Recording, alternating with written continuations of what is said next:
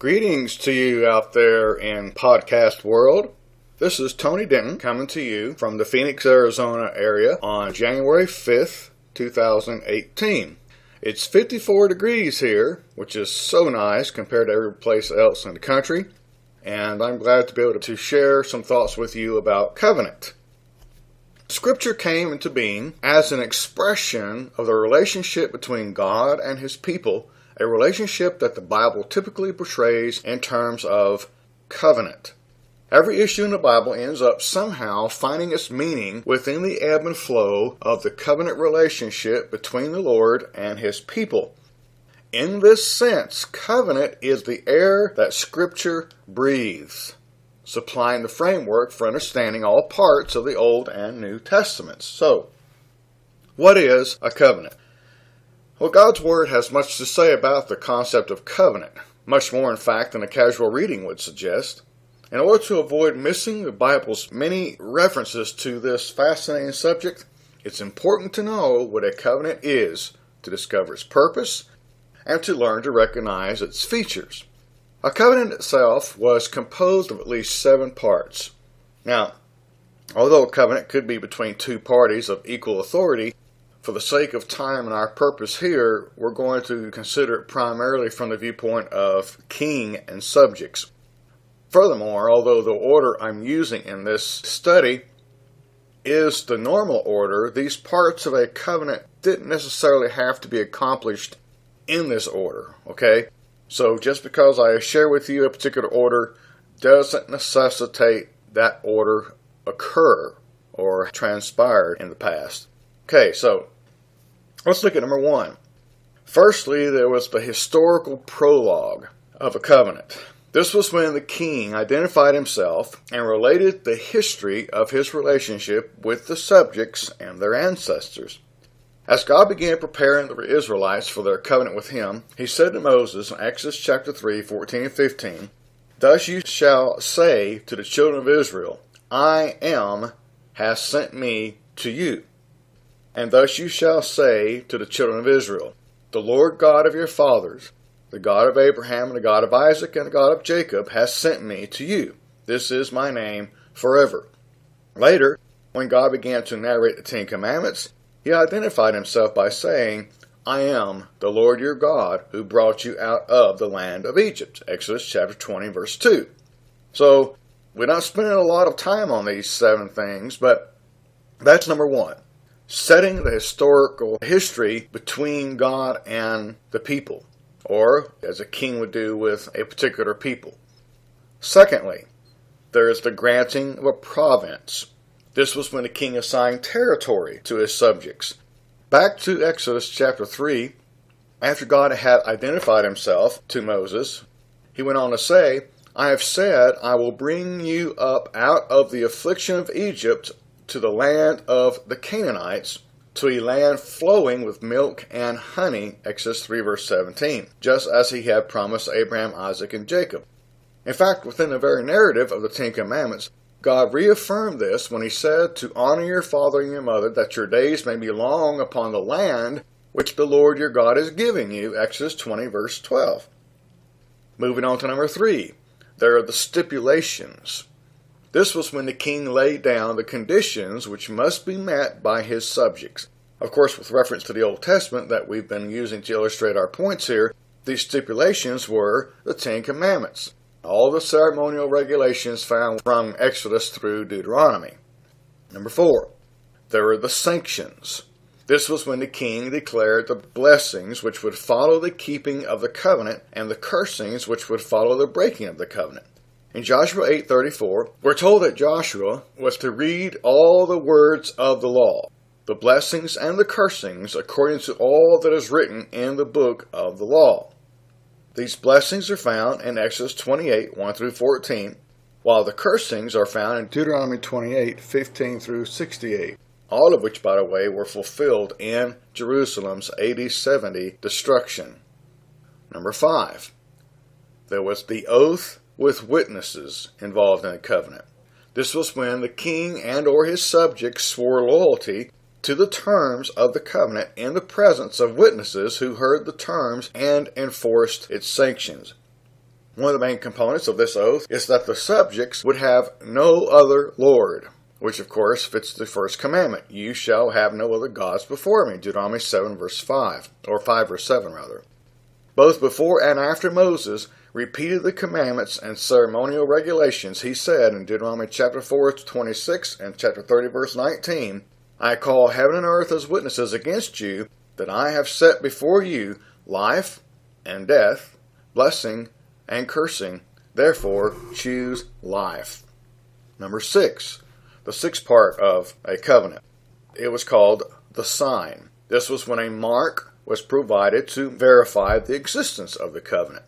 When we think about this, the rainbow usually comes to mind, but perhaps more often than not, these signs or marks of covenant were usually found on the body, like circumcision. In Exodus chapter 9, 4 through 6, we find a passage about God's faithful people, how they were saved from destruction by a mark on their foreheads. Ezekiel speaks to 6 men, one of whom was clothed in white linen. To this man, God said, go through the midst of the city, through the midst of Jerusalem, and put a mark on the foreheads of the men who sigh and cry over all the abominations that are done within it. To the others he said, go after him through the city and kill. Do not let your eye spare, nor have any pity. Utterly slay old and young men, maidens and little children and women, but do not come near anyone on whom is the mark, and begin at my sanctuary. And that sanctuary part, doesn't that kind of make you think of, 1 Peter chapter 4, verse 17? Anyway, just throwing that in there. All right, lastly, number 7, the seventh part of the covenant was the documentation. This was when a permanent record of the agreement was provided and a public reading of it was required at periodic intervals. In fact, according to one historian, a covenant wasn't generally even considered in existence and binding until it was written, sealed, and delivered to the king. Now, although bits and pieces of the lengthy record of the law was read from time to time, such as in synagogues in a later history of the Jews, the entirety of the law was to be read at least once every 7 years. Deuteronomy 31, 10 through 11 have Moses saying, at the end of every 7 years at the appointed time, when all Israel comes to appear before the Lord your God in the place which he chooses, you shall read this law before all Israel. The covenant ceremony, in which both partners participated in order to ratify the agreement, might include any and or all of the following: a sacrifice, a meal, and a sharing of weapons and or clothing. As regards the sacrifice, the covenant between God and the Israelites involved the killing of a lamb and cutting it into pieces, as in the case of God and Abraham. By doing this, the Israelites were saying, God, do so to me, and more so also if I violate the terms of our covenant. Now, as regards the meal, the Israelites ate the lamb they sacrificed, known as the Passover feast. And as regards the exchange of covenant clothing and weapons, God promised numerous times that he would care for and defend the Israelites, such as in Ezekiel 16, 8 through 14, Isaiah 31, verse 5, as long as they kept their part of the covenant, of course. Think about David and Jonathan, 1 Samuel 18, 1 through 4, and God and Eliakim in Isaiah 22, 21, and Boaz and Ruth in Ruth 3 and verse 9 in the covenant of marriage. See, so you have all 7 of these things involved, as well as then this sort of celebrational type thing where you have a sacrifice and a meal and the weapons and clothing exchange, all together involved within covenant, especially during the times of the Old Covenant. So, the next question is that we've talked about what a covenant is, or what it was, and perhaps should still be today, even though things have changed a little bit depending on the culture. The next question is, what is some covenant language to help us spot covenant-related texts? You may think, well, if the word covenant or testament's there, then I'll know that. Well, there's more to it than that. See, we've got to take our minds back to times thousands of years ago, to different cultures, different peoples, and think about what they might have seen as covenant language, their idioms, colloquialisms, and so on. The essence of the covenant and basis for all relationships between God and Israel was this statement. Here you go, listen up. I will be their God, and they shall be my people. There it is. That's covenant language. The word covenant may not be used there. The word testament may not even be used there. But I will be their God, they shall be my people. That is covenant language. That is like the summary of a covenant. Israel acknowledged God as their king. At least they did for a while until they got tired of that and decided they wanted a physical king. But anyway, Israel acknowledged God as their great king, and she became his servant. And that agreement guaranteed God's provision for and protection over her, requiring obedience and faithfulness from the nation toward its Lord. The covenant formula, which defines this relationship between God, the great king, and his servant Israel, can be found in various forms and numerous passages. And I'm not going to read all these, but I'm just going to list them real quickly for you in case you want to pause this and look them up. Genesis 17:7, Exodus 29:45, Leviticus 26:12-45, Deuteronomy 29 10 through 13, Isaiah 51:16, Jeremiah 24:7, Jeremiah 30:22, Jeremiah 31 and 33, Jeremiah 32 and 38, Hebrews 11 verse 16, and 1 Peter 2, 9 and 10. And don't forget, the PDF for this talk is on my website, asightforthelord.com. You can find this all on the website. So remember, whenever the phrase, I will be their God, appears in any of its variations, the subject under consideration relates to covenant. The number 7 is the number of covenant, or the number that represents covenant ideas. We just looked at 7 things that are involved in covenant. And the number 7 is associated to the concept of covenant. The Hebrew word for swear, which is what a covenant is, an oath, literally translated means to seven oneself. Not to sever oneself, but to seven oneself. If you were to swear, to make an oath, or therefore a covenant, you were sevening yourself. This means that a covenant oath could not be taken without using the number 7. 70 weeks or 77s of curses were determined against Israel for breaking covenant. Daniel 9:11 and 24. And this was fulfilled in AD 70. A study of Exodus, Leviticus, and Deuteronomy reveal that 7 is the primary number used in the instructions for sacrifices, feast days, cleansing rituals, and other ceremonies associated with the giving of the covenant at Mount Sinai. Number 1, the 7th day was the Sabbath, Exodus 31:15. Number 2, Hebrew servants were freed in the 7th year, Exodus 21 and 2. Number 3, blood and oil were sprinkled 7 times over various objects of purification, Leviticus 4 and verse 6 and others. Number 4, the feast of unleavened bread lasted 7 days, and the 7th was a Sabbath, Leviticus 23, 7 and 8. Number 5, 7 weeks of 7 sevens. After the offering of first fruits was the feast of Pentecost, Leviticus 23, 15 through 16. Number 6, on the first day of the 7th month was the feast of trumpets. On the 10th day of the 7th month was the day of atonement, Leviticus 23, 24 and 25. And on the 15th day of the 7th month was a holy meeting that lasted 7 days, Leviticus 23, 24 through 36. And number 7, every 7th year the land was to rest, Leviticus 25 and verse 4. Coincidence? I think not. Now, because God, through Moses, called the heavens and earth as witnesses, this phrase came to stand for or symbolize covenant. In other words, not only was the phrase, I will be their God, they shall be my people, covenant language, not only is the number 7 covenant language, but the concept of heavens and earth was covenant language. It represented the very world of the Jews and their covenant relationship to the Father, to God. God in heaven, Jews on earth, heavens and earth. You can sort of see at least that much involved in it. This means that when God spoke of destroying these witnesses due to Israel's rebellion against the covenant, he was declaring that his relationship with Israel, the covenant, would be dissolved, bringing on the promised curses. When saddened by the sin of his people, God spoke to these witnesses, saying, Hear, O heavens, and give ear, O earth. I have nourished and brought up children, and they have rebelled against me. Isaiah 1 and verse 2.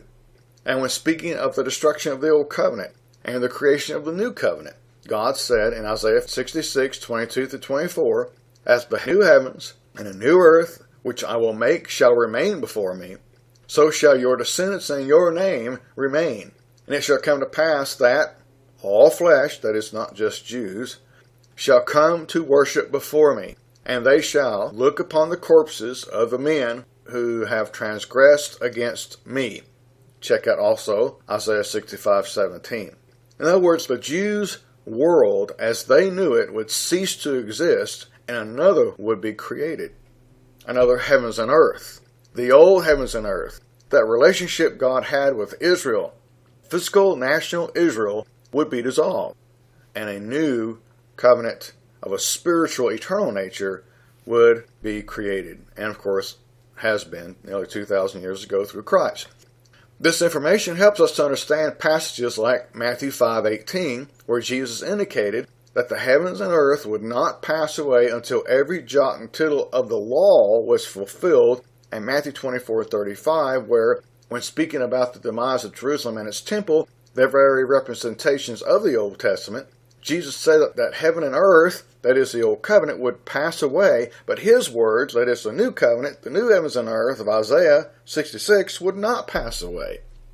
How beautiful is that? I mean, it makes so much more sense in context of Matthew 5:18 and Matthew 24:35, because in Matthew 24, for example, Jesus is contrasting the demise of a temple, which represents the Old Covenant, the Mosaic Law, in contrast to his words.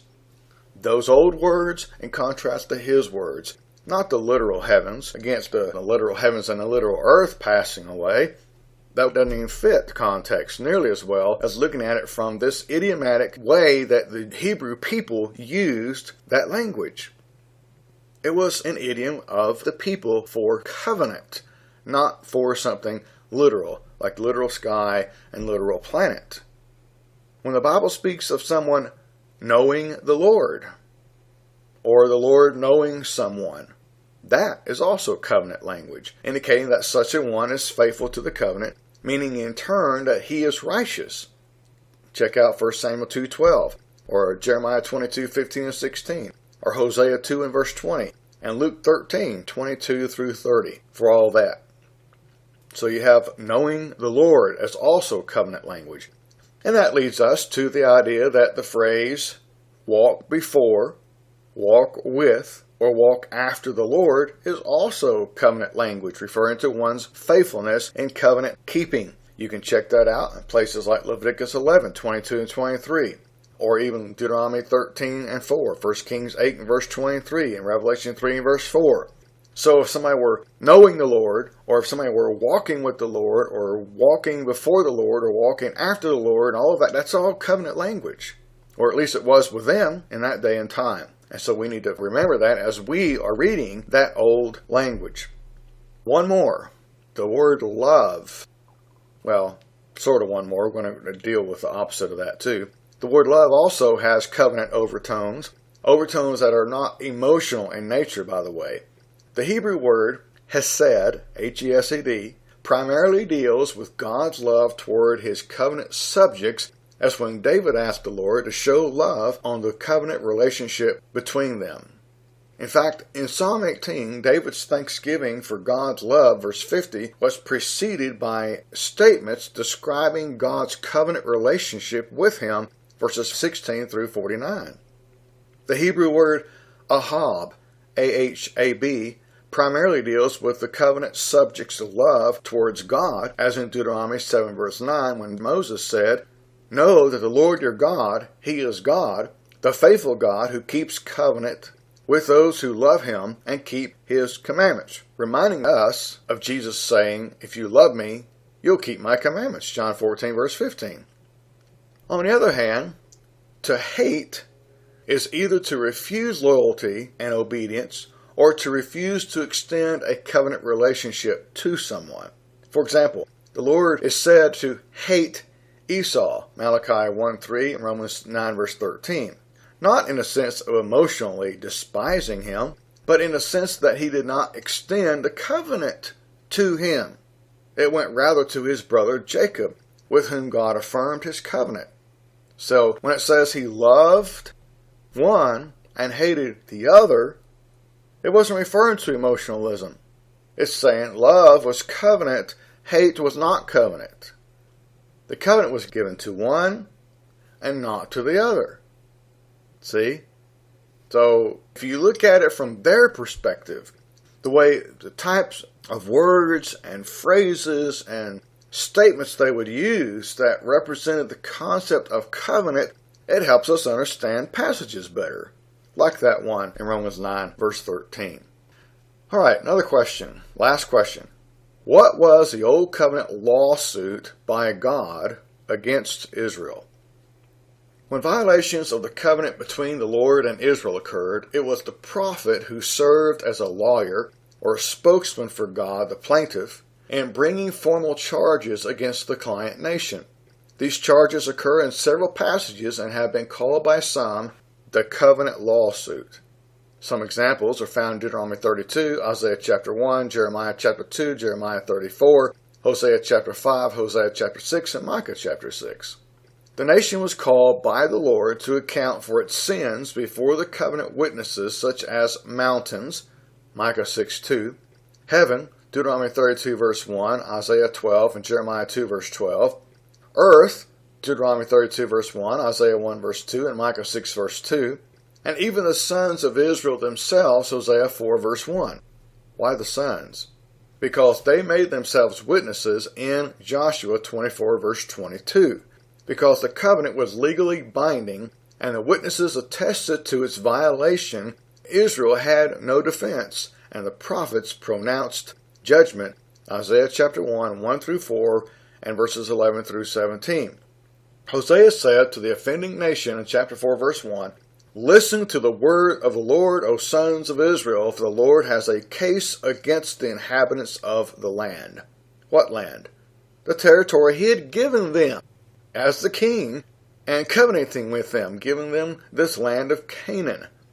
God's case was built upon Israel's transgressions, defined in covenant terms as lack of faithfulness, lack of loyalty, and lack of knowing the Lord, Hosea 4:1. Specifically, the violations were swearing empty oaths, chapter 4 verse 2 and chapter 10 verse 4, lying, chapter 4 verse 2 and chapter 7 verse 3, murder, chapter 4 verse 2 and chapter 6 verse 9, theft, chapter 4 verse 2 and chapter 7 verse 1, and adultery, Hosea 4 verse 2 and Hosea 7 verse 4. All offenses against the 10 base commandments of the covenant text, Deuteronomy 5, 1 through 21. While the cutting of a covenant is thought of as a creation, as in Isaiah 66, its disavowing was often described as a reversal of creation, a decreation. Hosea said that because of God's broken covenant and the Lord's consequent rejection of them, verse 3 of Hosea 4 says, "The land mourns, and everyone who lives in it languishes, along with the beasts of the field and the birds of the sky, also the fish of the sea disappear." In other words, it's going to be taken from them, or they were going to be taken out of it. And so the land would mourn, so to speak. Jeremiah was even more specific. As a result of the rebellion of Israel, he saw the earth go into mourning and revert to a state of formlessness and void, chapter 4, verse 23 and 27 through 28, as it was before the original literal creation of Genesis chapter 1, verse 2. Well, based on a literal creation. See, the concept of Genesis 1, verse 2 is carried forward throughout the rest of the Old Testament and even into the New Covenant, and ends in Revelation 21 and 22, where God used their thinking, their belief system about creation being created by God. God then uses that language to picture for them what he was about to do, or what he had done, or even what he was doing. We find Jeremiah in chapter 4 verse 23 taking their minds back to the original Genesis 1 verses 1 and 2 creation. And that's what he used in order to picture to them what all was happening and going to happen. In fact, if you go to Romans chapter 8, 19 through 23, or 18 through 23, you'll see some more about that very stuff right there. And we're talking about this idea of the creation of God's people being what was going to be decreated. The old covenant people being decreated so that the new covenant people would be created by means of what the old covenant people had been through, and so on. So it's a big picture, so I don't have time to keep going into all that. I'm adding too much right now to the PDF that I have for this particular lesson. But if you will go to my website, asightforthelord.com, and look for my study on Romans 8, verses 18 through 23, under End Times Passages, or End Times Studies, I think you will find yourself blessed by the information provided on that particular paragraph and how it fits into what we're talking about here. The heavens no longer have light, according to Jeremiah 4, verse 23 and 28. In other words, when they broke covenant, as Hosea talked about, them breaking covenant like Adam did. And so we have Jeremiah speaking about how that there's formlessness now.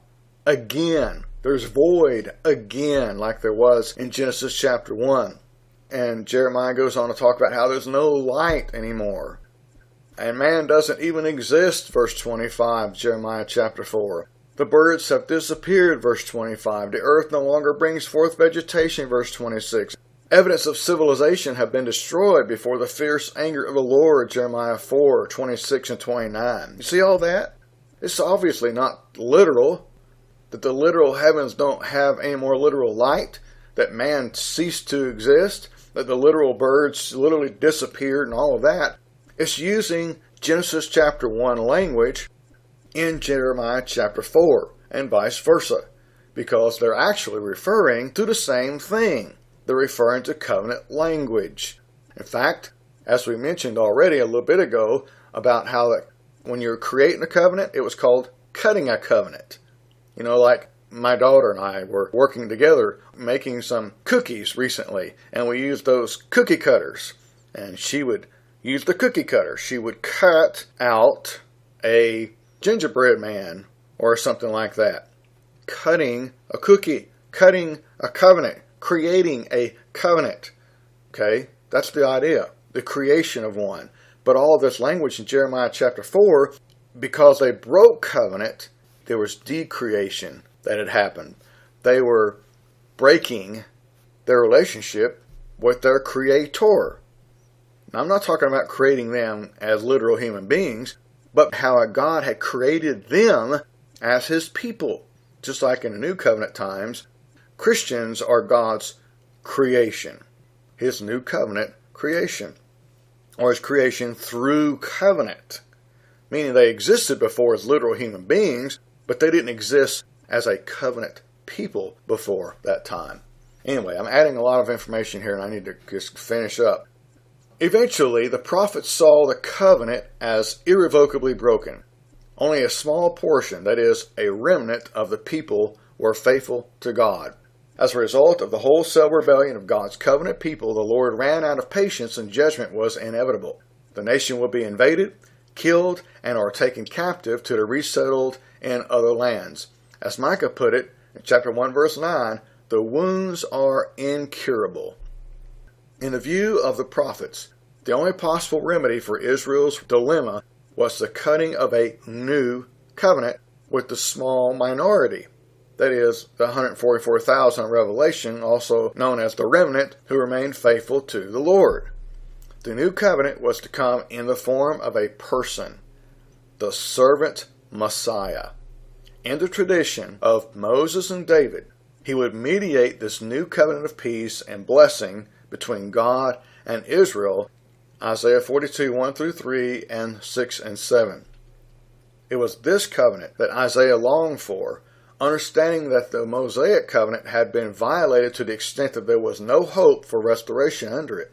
Only the curses could be anticipated, Jeremiah 31, 31 through 34. This new covenant was not to be made with the entire nation of Israel, only the few, Matthew 7:13 and 14, who sought the Lord with their whole heart, as proven through a great tribulation, Matthew 24:21, would become the first fruits of this covenant, James chapter 1 verse 18 and Revelation 14 verse 4. In other words, the remnant that existed during the time of Jesus' generation, that remnant who believed in God, who held fast to Yahweh, who accepted Jesus or Yeshua as the Messiah of God, that remnant was the 144,000.